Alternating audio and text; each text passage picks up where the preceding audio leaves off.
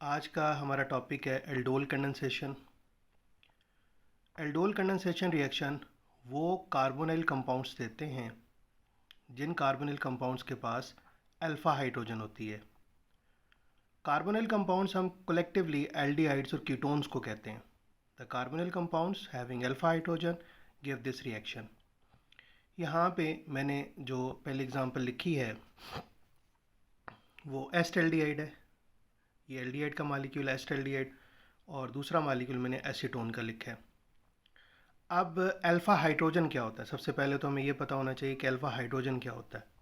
अब वो कार्बन जो कार्बोनिल ग्रुप से डायरेक्टली अटैच होगा वो अल्फ़ा कार्बन होगा, और अल्फ़ा कार्बन के साथ जो हाइड्रोजन होंगे वो अल्फ़ा हाइड्रोजन एटम्स होंगे। मैं रिपीट कर रहा हूँ कि ये जो कार्बोनिल ग्रुप है इसके साथ जो कार्बन अटैच है वो अल्फ़ा कार्बन है, और अल्फ़ा कार्बन के साथ जो हाइड्रोजन एटम्स हैं वो अल्फ़ा हाइड्रोजन एटम्स हैं।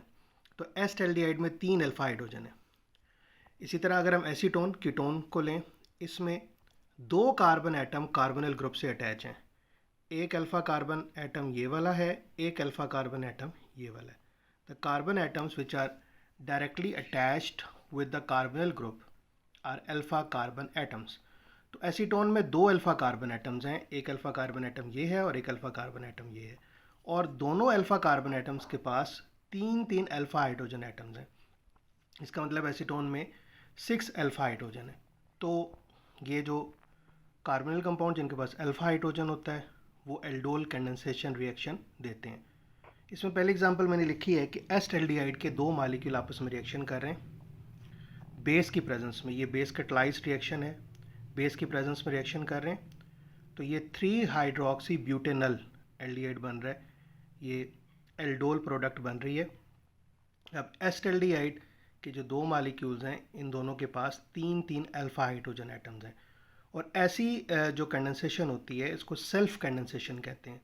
ये ओवरऑल रिएक्शन लिखा हुआ है मैंने। अब हम इसका मैकेनिज्म देखते हैं।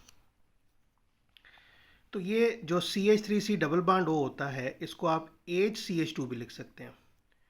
ये जो बेस है ये बेस अल्फ़ा हाइड्रोजन पे अटैक कर रही है, और एक कार्बन और हाइड्रोजन का जो कोवेलेंट बॉन्ड है वो कार्बन एटम के ऊपर शिफ्ट हो रहा है। OH नेगेटिव अगर हाइड्रोजन से मिलेगा तो वाटर बनेगा, और ये जो कार्बन है CH2 इस पर नेगेटिव चार्ज आएगा, एक कोवेलेंट बॉन्ड है, इस नेगेटिव चार्ज कार्बन पे शिफ्ट हुआ, C डबल बॉन्ड और H, और ये हमारे पास इनोलेटाइन बना। अब इस इनोलेटाइन का ये जो कार्बन है ये न्यूक्लियोफिलिक है। अगले स्टेप में जो एस्टल्डिहाइड का दूसरा मॉलिक्यूल है उसका रिएक्शन इस इनोलेटाइन के साथ होगा।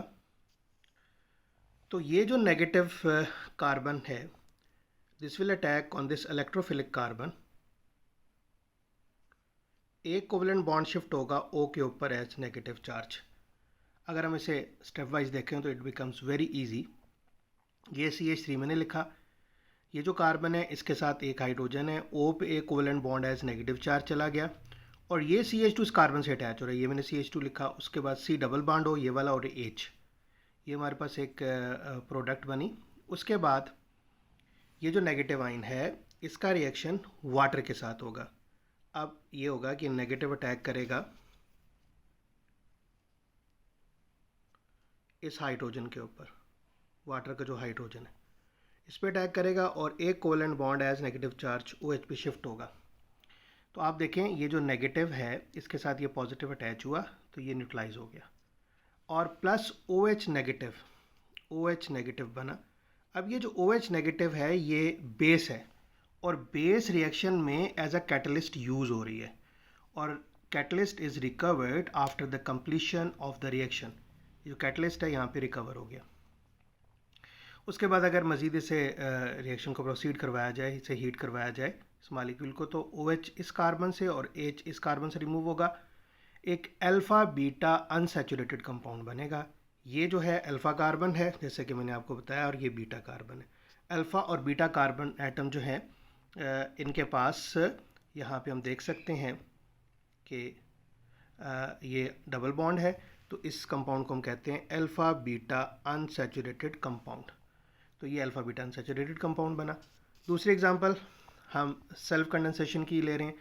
इसमें एसीटोन के 2 मॉलिक्यूल ये एसीटोन है, डाई मिथाइल कीटोन भी इसको कहते हैं।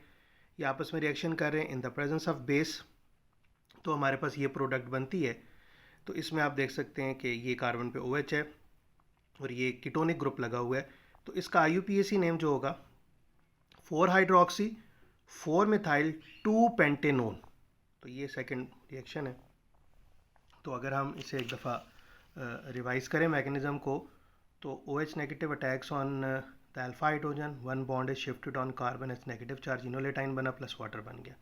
अगले स्टेप में ये जो इनोलेटाइन है ये इलेक्ट्रोफिलिक कार्बन पे अटैक करेगा एसिटाल्डिहाइड का, और एक covalent bond as negative charge O पे शिफ्ट हो गया, ये O पे शिफ्ट हो जाएगा। और उसके बाद आप देख सकते हैं कि ये हमारे पास CH3 है, ये इस कार्बन का H O पे नेगेटिव चार्ज, और ये CH2 इस कार्बन से अटैच हो रहा है, आगे C डबल बॉन्ड OH आ गया। फिर ये नेगेटिव आइन इसका वाटर से रिएक्शन होगा, तो H पॉजिटिव इस O नेगेटिव के साथ अटैच होगा, तो ये हमारे पास प्रोडक्ट बन जाएगी। हमारा जो मेन प्रोडक्ट है 3 हाइड्रोक्सी ब्यूटेनल, जैसा कि ये मैंने शुरू में बताया था 3 हाइड्रोक्सी ब्यूटेनल एल्डिहाइड है ये। और OH नेगेटिव यहाँ पे बना, OH नेगेटिव बेस है, it is recovered after the completion of the reaction, और मज़ीद हीट करने पे वाटर जब रिमूव होगा इस कंपाउंड में से, तो ये अल्फ़ा बीटा अनसैचुरेटेड कंपाउंड बनेगा।